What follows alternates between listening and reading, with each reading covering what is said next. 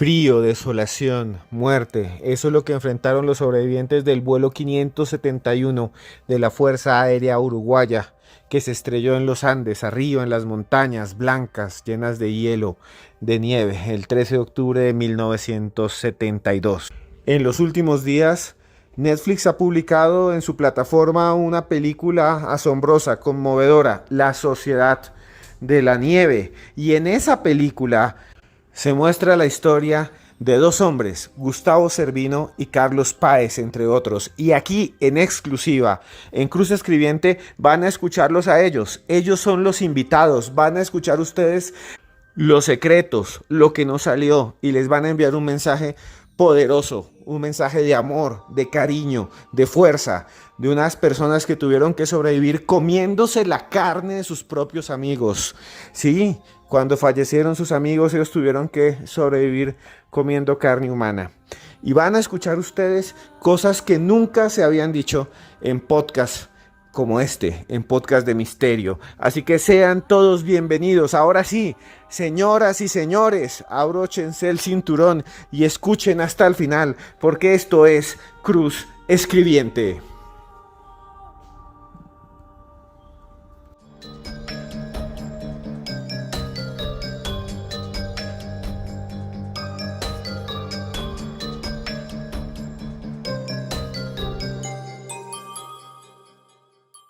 La entrevista que van a escuchar ustedes es una de las entrevistas que más me ha cambiado la vida. Vamos a escuchar a Gustavo Cervino y a Carlos Páez, dos de los sobrevivientes de ese terrible accidente que sucedió en 1972 en las montañas de Chile. Van ustedes a escuchar esto en exclusiva. Quiero que se concentren en cada palabra. Quiero que escuchen lo que nos van a contar.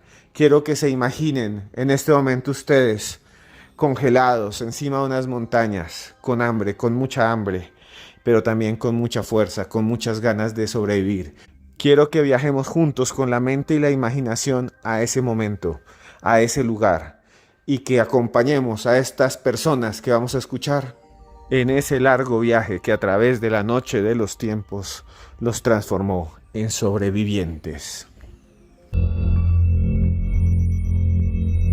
El 13 de octubre de 1972, mientras cruzaba los Andes, el copiloto del Fairchild FH-227D creyó erróneamente que había llegado a Curicó, Chile, a pesar de que las lecturas de los instrumentos indicaban lo contrario. La aeronave comenzó a descender demasiado pronto y chocó con una montaña, cortando inicialmente ambas alas y la sección de la cola. La parte restante del fuselaje se deslizó unos 725 metros antes de chocar con el hielo y la nieve en un glaciar. Los restos de la aeronave se ubicaron a una altura de 3.570 metros sobre el nivel del mar, en el extremo occidental de Argentina, cerca de la frontera con Chile. El avión se partió en dos. 3 miembros de la tripulación y 8 pasajeros murieron inmediatamente, y otros murieron poco después debido a las bajas temperaturas. 11 aviones de Argentina, Chile y Uruguay buscaron el vuelo derribado, pero no encontraron nada.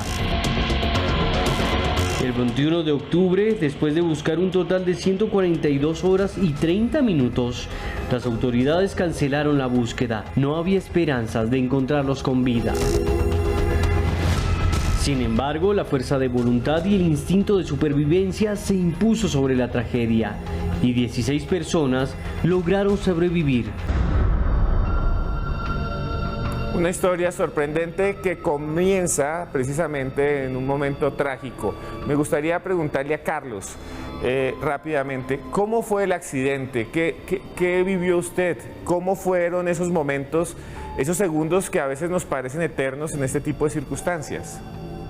Yo siempre digo que cuando uno se sube a un avión piensa que el avión se va a caer, pero cuando se cae a uno le cuesta darse cuenta de que es a uno que le está pasando. O sea que uno tiene que tomar conciencia de la realidad que está viviendo. Pero en el momento del impacto a mí me dio para pensar y hasta para elegir la oración que tenía que rezar. Empecé por un Padre Nuestro, después dije que era demasiado larga el Padre Nuestro opté por un Gloria, que es la más corta que tenemos los católicos, y dije, no, es demasiado corta, no voy a quedar bien con Dios, y opté y recé una Ave María, que fue lo que duró todo el suceso, desde, como yo digo, del momento del impacto hasta que la parte del fuselaje se detuvo, duró lo que dura una Ave María. Pero claro, a lo largo de esa Ave María, muchas cosas pasaban, el avión que se partía al medio, el frío más brutal que entraba, el caos más absoluto, el griterío más bestial, y de pronto se detiene abruptamente. Yo me acuerdo que el avión se partió unos 20 centímetros atrás de mi asiento, y uno no puede creer que le está pasando eso. Fíjate que la mayoría de nosotros nunca habíamos visto un muerto en la vida, o sea que para nosotros era toda una situación totalmente novedosa.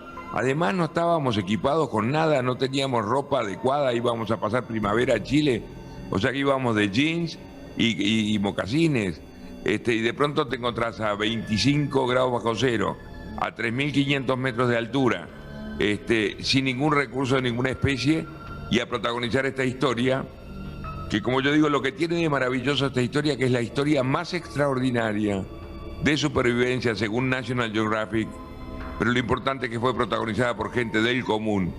O sea que cualquiera, tú mismo, Esteban, podías haber estado en este avión. Y ahí es donde vos ves esa capacidad del ser humano de evolucionar, transformarse y salir adelante. Esa es un poco una narración rápida de lo que nos tocó vivir, y ahí, bueno, encaramos al piloto, pero está bueno de que Gustavo intervenga porque él tiene un testimonio muy rico sobre el tema. Gustavo, por favor, ¿cómo fueron esos primeros segundos? Bueno, como dijo Carlitos, uno va ilusionado en viajar, cruzar las montañas, mirarlas de arriba y llegar a Chile a disfrutar. En un segundo te dicen que te pongan los cinturones. Yo me había sacado el cinturón y fui a ver a la cabina qué estaban haciendo los pilotos, y estaban de costado tomando mate. Y cuando miró hacia adelante vio que las montañas estaban muy cerca, se sorprendió porque las montañas estaban bien bajo y estaban más arriba. Y me senté en el pasillo porque Valeta estaba sentado en ese lugar y se fue a la ventana. Y bueno, empezamos a agarrar pozo de aire, agarramos un pozo de aire de casi 1000 metros y quedé contra el techo, y el piloto le dio toda la fuerza al motor para sacar el avión que no chocara de frente, y justo lo sacó y hizo ¡pip! Empezó a perder y pegó, y ahí cuando pegó, como dijo Carlitos, no podés creer que el avión se esté estrellando. En ese momento sentís que va a ponerse todo negro y se va a acabar la película de tu vida. Y bueno, fue increíble porque yo me saqué el cinturón, me paré, hice todo lo contrario que decían los manuales. El asiento donde yo estaba sentado se voló hacia atrás. Carlitos estaba delante mío y es verdad, iba rezando la Ave María. Yo iba diciendo, Jesucito, Jesucito, no quiero morir.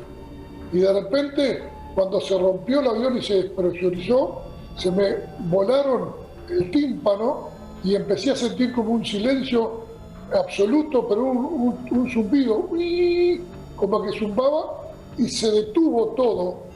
Y ahí percibí que era verdad que después de la vida había vida, porque yo no podía creer que después de muerto seguía teniendo conciencia, hasta que un líquido que corría por mi cara me hizo cambiar los ojos, era el líquido del aire acondicionado, y miré hacia adelante y estaban todos los asientos clavados así uno arriba del otro, como tapiando el paso, y di un paso atrás y me caí en la nieve enterrado hasta la cintura.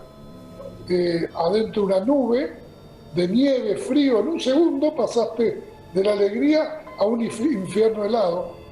Y miré para arriba y vi que por donde se había deslizado el avión venía caminando una persona que después nos dimos cuenta que era Valeta, y se cayó por un precipicio hacia su derecha, y lo encontramos casi un mes y medio después.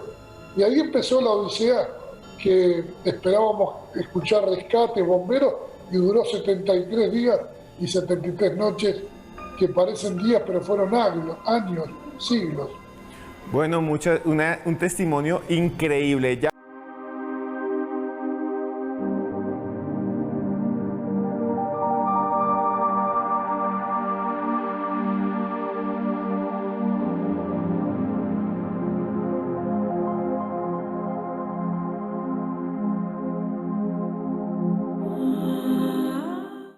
Yo le quería preguntar a Carlos, cuando ustedes estaban allá y han sucedido muchos de estos eventos, yo he leído los libros que se escribieron sobre lo que les pasó a ustedes y a muchas otras personas, se habla de que hay un momento en que se pierde la noción de los días, que no se sabe cuándo es miércoles, jueves ni viernes, y que uno mismo empieza a generar otra realidad. Eso, para poder sobrevivir, ¿eso lo vivió usted?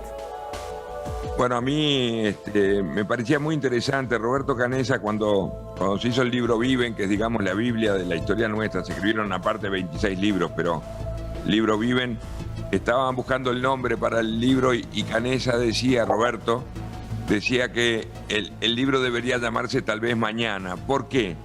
Porque nosotros hicimos mucho en el día de hoy para que sucediera algo en el día de mañana. A diferencia de un preso que sabe cuándo termina su condena, nosotros no sabíamos. Entonces, yo me enteré de los 70 días que habíamos vivido en Chile cuando salió la prensa que dijo, bueno, estuvieron 72 días o 73 en caso de Gustavo en los Andes. O sea que nosotros no contábamos con eso, no mirábamos el tiempo, si bien sabíamos la hora y sabíamos todo, pero no sabíamos que habían sido 70 días. Nosotros peleábamos mucho en el día de hoy para que sucediera algo en el día de mañana. Así que esa era un poco la filosofía. Fue una de las historias más notables de trabajo en equipo. Nosotros trabajamos todos, como decía Gustavo recién, todos para que saliéramos todos. No es como a veces en estas series, estos realities, que todos pelean para salvarse ellos. Nosotros peleamos para salvarnos todos. Esa es la gran diferencia que tenemos. Gustavo también fue un colaborador infernal, se ocupó de cada detalle de cada uno, inclusive de los que morían. Así que bueno, esa es un poco la historia de la cual seguimos hablando. 48 años pasaron, ahora se están haciendo 3 películas en este momento que se van a estrenar cuando se cumplan 50 años de la historia. Ni más ni menos que el director es Bayona, el que hizo la película aquella Lo Imposible, la película del tsunami. O sea que se está trabajando para ello. Y bueno, es una historia que sigue, y creo que el gran gancho de esta historia es que fue una historia de gente común. No éramos superdotados, éramos chicos. En mi caso yo no servía para nada y de pronto, gracias al tiempo y a la capacidad que tiene el ser humano de encontrar recursos, pudimos evolucionar para salir adelante. Pero todos juntos, ese es el tema. Y aparte es una historia que nos mantiene unidos. Después de 48 años hemos tenido 1000 proyectos, sea documentales, sea películas, sea libros, que nos mantienen unidos. Por supuesto que hay de algunos son más amigos que de otros, pero bueno, con Gustavo nos une hasta la de jardinera. Estuvimos juntos cuando teníamos 5 años, o sea que ya hace muchísimos años, no voy a decir cuántos, que somos amigos. Le contamos a los padres y a nuestros padres cómo habíamos sobrevivido, porque era nuestro deber. Así que esta historia es eso, personas que fueron valientes de compartir sin tener nada que ocultar. Carlos, ¿le sirvió a ustedes haber sido un equipo de rugby? Naturalmente que el equipo te marca claramente que todos tenés que pelear para salir adelante. Creo que además, históricamente nuestro país ha sido súper democrático, por lo que también tenemos una filosofía de unidad y de decidir, de tomar las decisiones. Es más, cuando se tomó la decisión para el lugar que se tenía que salir, Roberto Canessa, que fue uno de los que caminó, opinaba totalmente en contra de los demás. Y tenía razón, pero yo, como digo, no importa cuando uno está convencido de algo, cuando uno tiene una convicción, no importa que estés equivocado. Nosotros, gracias a la pasión y a la actitud, aún equivocados llegamos igual, y es de eso lo que se trata la vida, de seguir adelante con las convicciones, seguir adelante con las pasiones, seguir adelante con la actitud. Es bueno también recordar que nosotros en el día 10 de la historia sucedió la peor noticia que te puedas imaginar, que es recibir por radio, teníamos una pequeña radio espica, la noticia de que no nos buscaban más. O sea que para el mundo entero habíamos desaparecido, y entonces ahí nos dimos cuenta que la historia estaba en nuestra mano, que no dependíamos de la afuera. Que a diferencia, por ejemplo, del caso de los mineros en Chile, que la prensa del mundo entero se empecinó en comparar con la historia nuestra, ellos en el día 14 nos enteramos todos de que estaban con vida. En cambio, en la historia nuestra, en el día 10, nos enteramos de que el mundo entero, porque así lo vive el ser humano, con cierta arrogancia, el mundo entero nos había olvidado. Yo no podía comprender de que se seguía jugando al fútbol, de que los astronautas llegaban a la luna, de que se festejaba en Uruguay el Día de las Playas, el 8 de diciembre, y nosotros perdidos allá. Este libro que yo escribí cuando cumplí 50 años, que se llama Después del día 10, porque creo que el día 10 parte la historia, cambia la actitud del dejar de esperar para empezar a actuar. Se iba a llamar en un momento dado Gira Gira, como el tango, a ese famoso de Gardel. ¿Por qué? Porque yo no podía entender de que el mundo seguía adelante, que en el fondo fue un mensaje poderoso de Dios, de darnos cuenta de que el camino era por el lado de la humildad, que es la otra gran palabra que tiene esta historia. Para mí, humildad y actitud son las dos grandes palabras que lideran esta historia. Así que un poco en el resumen, y de ahí, después del día 10, empezó la real pelea, porque no es verdad de que nos encontraron los helicópteros, no es verdad de que nos encontró un arriero. Lo que sí es verdad es que nosotros fuimos a buscar los helicópteros, que nosotros fuimos a buscar y nos encontramos con el arriero. O sea que es diferente concepto el salir a buscar la ayuda, que fue un poco el cambio de nuestra historia. Obligado. Y festejamos en esa muerte cada momento lindo, simplemente para cumplir con un festejo. Es muy loco esto que te cuento, porque en el estado más demencial y más doloroso teníamos el tiempo que tenía Carlitos o cada uno de reírse de nosotros mismos. Carlos, me gustaría saber sobre eso que nos cuenta Gustavo.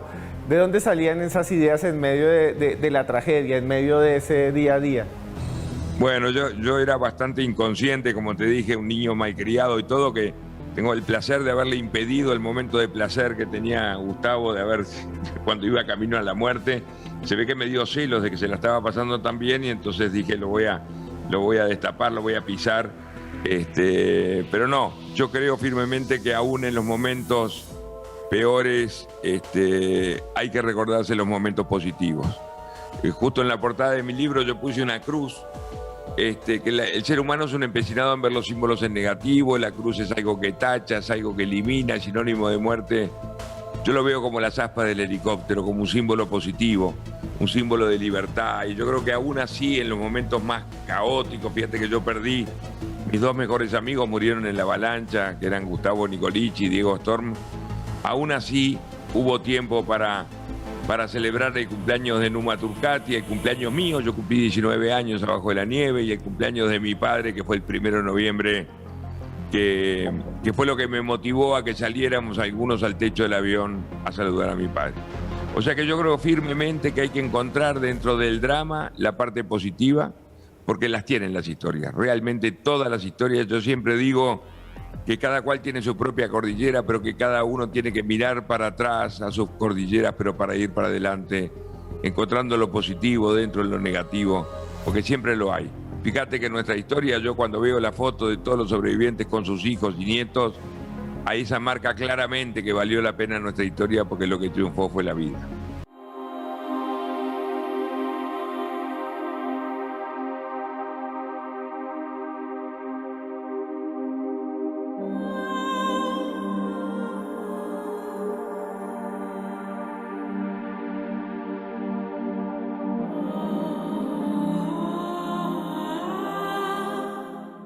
Y bueno, quiero preguntarle a Carlos algo que nos están diciendo y que nos piden muchos, y es algo que siempre llama la atención.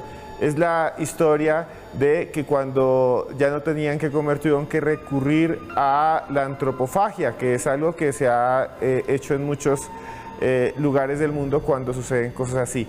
Nos preguntan los televidentes, yo les transmito la pregunta. Carlos, ¿cómo fue ese momento?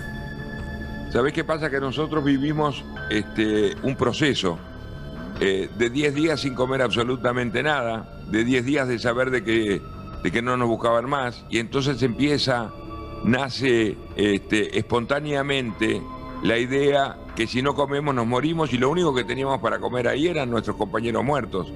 Esa es la realidad. Entonces no fue tan difícil la decisión. Hicimos un pacto solemne entre nosotros, que si alguno de nosotros moría quedaba a disposición de los demás, y después le encomendamos a los estudiantes de medicina, dentro de los que se encontraba Gustavo, Roberto Canesa y Diego Storm, que se ocuparan del asunto, y se ocuparon. y resolvimos un tema que no fue el gran tema de la historia. Si bien la historia esta es conocida por ello, también es verdad que gracias a ello podemos hablar de otros valores, como es la solidaridad, el trabajo en equipo, la toma de decisión, la tolerancia a la frustración, la adaptación al cambio. O sea que, mira, en las últimas, creo que 60 o 70 conferencias que he dado a lo largo del mundo, incluyendo Colombia, suelo preguntar al revés. Suelo preguntar si alguno de los que están escuchándome no lo hubieran hecho. Y sabés que nunca nadie me levantó la mano, y te estoy hablando de miles de personas. O sea que creo que, para nosotros fue más difícil porque no había una historia anterior que la avalara. Pero bueno, creo que el ser humano lo que potencia es la vida, lo que potencia es el seguir para adelante. Y nosotros no peleábamos por Hollywood, no peleábamos por películas, no peleábamos por libros, no peleábamos porque Más Allá me invite 48 años después a un reportaje. Peleábamos por cosas muy simples. Peleábamos por volver a casa con mi mamá, con mi papá y con mi perro. Esa era nuestra lucha, porque cuando suceden estas cosas, se potencian las pequeñas, grandes cosas, que son en definitiva las que le dan el verdadero sentido a la vida. Lo digo a Gustavo, que tiene un testimonio mucho más rico que el mío. Es un mensaje increíble el que nos deja Carlos. Gustavo, por favor.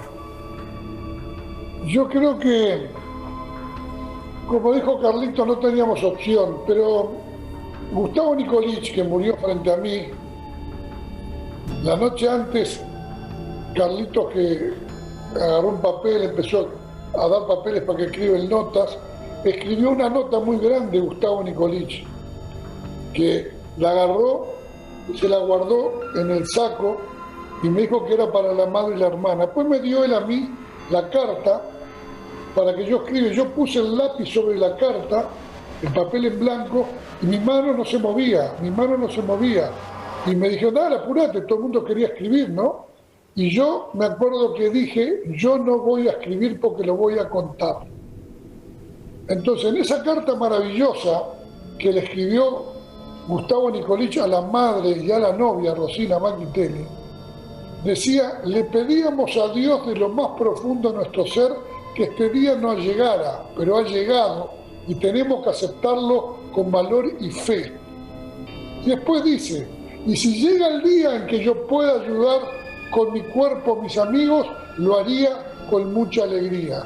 Fíjate, un muchacho de 19 años que le está diciendo a la madre y a la novia la decisión que habíamos tomado, ese pacto que habíamos hecho, y dice, lo haría con mucha alegría. Fíjate que decir que con mucha alegría yo compartiría, ese es el pacto de amor y solidaridad más grande que yo vi del ser humano. Y es tan lindo porque Gustavo Nikolic se murió y yo en el pacto que me hice y la misión que me autoimpuse cuando trepé la montaña el otro día con Maspols y Turcati, que suspendieron la búsqueda y vimos que había 150 kilómetros para todos lados, fue llevar un testimonio a cada padre, a cada madre de esas personas increíbles que murieron. Y esa carta la leyó Alejandro Nikolic, hoy es el presidente del Club All Christian, es hermano mío, hermano Carlitos, y él dice que él, su padre y su familia se sienten orgullosos a que gracias a la sangre de su hermano nosotros hubiéramos podido sobrevivir. Por eso el mensaje es que en la vida no se puede agradar a todos y hacer lo correcto por los motivos correctos es algo interior que tiene que ser coherencia personal y hay que animarse porque lejos de pensar si nos iban a juzgar, ya del primer día fuimos recibidos en Uruguay, por ejemplo, el señor Valeta, médico, dijo, del primer día supe que era la única manera de sobrevivir. Le agradezco a Dios que hayan ido 45 para volver 16. El señor Nogueira, el padre de Arturo, también dijo, perdí un hijo, pero recuperé 16. Entonces, como vos ves, éramos ya una familia, éramos un equipo, y volvimos un equipo de personas que no habían jugado al rugby, de amigos, que fuimos un equipo durante todo el tiempo. Entonces eso es lo lindo. Yo perdí 44 kilos y 10 meses después estaba jugando por la selección uruguaya de rugby en San Pablo, en Sudamericano. Y El primer día tuvimos que jugar porque habíamos perdido 29 jugadores y ese año salimos campeón por segunda vez en la historia y en 12 años ganamos 10 campeonatos porque jugábamos en memoria de los que no murieron. Por eso yo tengo el escudo acá, porque seguimos siendo un equipo. Cuando yo hablo con ustedes represento, como dice Carlitos, a Gustavo, a Diego, a Guido, a Marcelo Pérez Castillo, que era el capitán y que nos lideró hasta que murió en la avalancha. No es muy lindo. Cuando yo se transforma a nosotros, la fuerza de los seres humanos es ilimitada. Y para eso hay que tener mucha humildad, mucho compromiso y después hacer lo que se requiera, lo necesario, lo que haga falta. El éxito depende de lo que hagas hoy, así que seguí para adelante, levantate cuantas veces sea necesario.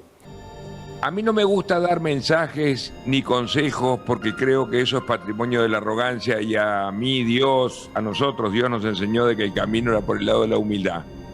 Pero sí es verdad que aprendí una frase hace poco tiempo, una frase de San Francisco de Asís, maravillosa, que dice así: empieza por hacer lo necesario, luego lo que es posible y te encontrarás haciendo lo imposible. Cuando escuché esa frase dije cómo aplica a nuestra historia, pero después que la procesé dije cómo aplica a todas las historias. Es cumplir con el proceso, que fue lo que nosotros hicimos. Empezamos haciendo lo necesario, luego lo que es posible y terminamos haciendo lo imposible, reapareciendo después de aquellos 70 largos días. Quiero mandarte un abrazo, Esteban, por esta nota, el haber compartido.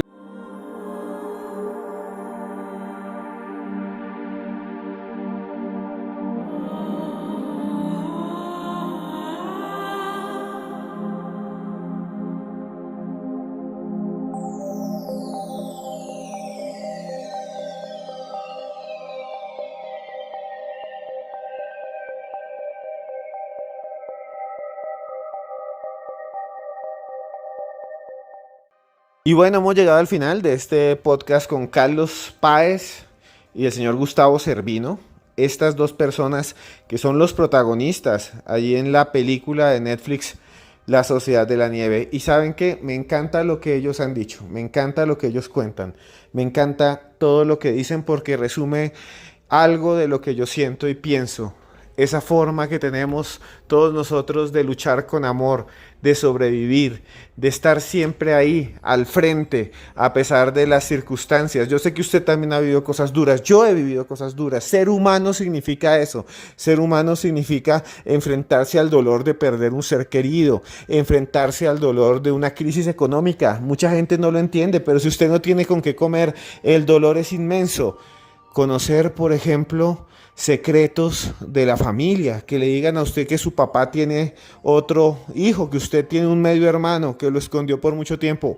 Yo quiero decirles que a mí me pasó y hoy en día conozco a mi hermano y se le quiere y quiero confesarles acá. Hoy en día siento que el dolor, que todas las cosas que uno enfrenta con mucho sufrimiento, enfermedades, lo hacen a uno crecer. Vea, se me quiebra la voz. En este momento pues se me quiebra la voz porque en la enfermedad nos damos cuenta de lo bonito que es estar saludable. Y les voy a dar 3 consejos. Yo antes no hacía ejercicio, yo antes no me cuidaba y después aprendí a cuidarme, a sentirme mejor, a quererme a mí mismo. Usted seguramente tiene algo que no se ha enfrentado. Busque ayuda y usted puede enfrentarlo y puede vivir mejor. Y usted puede ser cada vez mejor persona. Si a usted le gustó esta historia de superación, de lucha, piense que también nosotros todo el tiempo nos enfrentamos a grandes montañas. Cerros gigantescos que están en el fondo de nuestra propia alma, en el fondo de nuestro propio corazón. Nosotros mismos tenemos murallas que vencer, que se construyeron ahí gracias a falsas creencias y a prejuicios que nosotros mismos construimos y elaboramos. Y bueno, ya estoy a punto de cumplir más de un año haciendo estos podcasts para ustedes. He aprendido mucho y quisiera que, si les ha gustado, como ya les dije anteriormente de este podcast, esta información, estas entrevistas a estos que fueron los verdaderos protagonistas de La Sociedad de la Nieve, de Viven, esa película tan famosa también en los años 90, pues le den like y comenten aquí abajo qué les gusta y desde dónde me están escuchando y qué quieren escuchar. Yo soy un empleado más de ustedes. Les gustan las historias de terror, de asesinos en serie, les gustan las historias de viajeros del tiempo o les gustan entrevistas como esta que acabamos de escuchar con las personas de La Sociedad de la Nieve. También les quiero decir que tenemos muchos otros podcasts que pueden escuchar, ya son más de 200 casi, y también me gustaría decirles que yo he escrito libros si les interesa, Expedientes X Colombia, Los monstruos en Colombia si existen. También les cuento que vamos a hacer presentaciones en vivo, vamos a hacer presentaciones en vivo en algunas ciudades de Colombia, espero también fuera del país, en las cuales vamos a hacer Cruz Escribiente en vivo, vamos a hacer el podcast para ustedes, podemos interactuar y también yo tengo un sueño antes, estoy seguro que se va a cumplir antes de que yo muera y es viajar por el mundo, es conocer, por ejemplo, Egipto, nunca he ido, quiero ir a las pirámides de Egipto, quiero ir al Camino de Santiago, me encantaría estar en el Camino de Santiago, allá en España, pisar el suelo que pisó supuestamente el apóstol Santiago. Quiero viajar con ustedes, hablar con ustedes, conocerlos, conocernos. Dentro de poco en todas mis redes sociales, que son @cruzescribiente, vamos a publicar un plan de viaje para que ustedes se puedan anotar. Voy a tratar de que sea lo más económico posible. Si usted vive en Costa Rica, en Estados Unidos, en cualquier lugar, podamos encontrarnos allá en Egipto, ir a las pirámides, vivir el misterio todos juntos, charlar, abrazarnos, vivir una vida bonita, vivir una vida buena. Eso es lo que yo quiero, entonces vamos a hacer viajes a Egipto, vamos a hacer viajes probablemente a también la Ribera Maya, a conocer las antiguas pirámides. Quiero hacer todo eso y vuelvo a decir, lo quiero hacer con ustedes. Entonces búsquenme como @cruzescribiente. Finalmente quiero decirles algo que siempre me ha servido el corazón y cuando escucho historias como estas, las de los sobrevivientes del milagro de los Andes, de ese avión que ya hemos hablado bastante, que se estrelló en las montañas ya hace mucho tiempo, en 1972. Cuando escucho eso, digo, todos podemos salir adelante, todos. Si ellos lo lograron en esas circunstancias, nosotros también podemos vencer esos problemas. Y la fuerza sale de nuestro interior, de nuestra alma. Y usted la tiene, y usted lo puede lograr. Usted lo puede lograr, usted está vivo, usted puede lograrlo. Y yo por eso le digo, a usted le va a ir bien. Le va a ir bien si hace las cosas bien. Yo a usted le deseo todo. Yo a usted le digo que tiene todo en sus manos. Porque yo a usted, aquí, sentado a kilómetros de distancia, solo con mi voz perdida en el espacio y el tiempo, entre una larga noche de mareas incesantes, de minutos, de segundos, yo le digo a usted, esté donde esté, de verdad, de todo corazón, yo lo quiero mucho.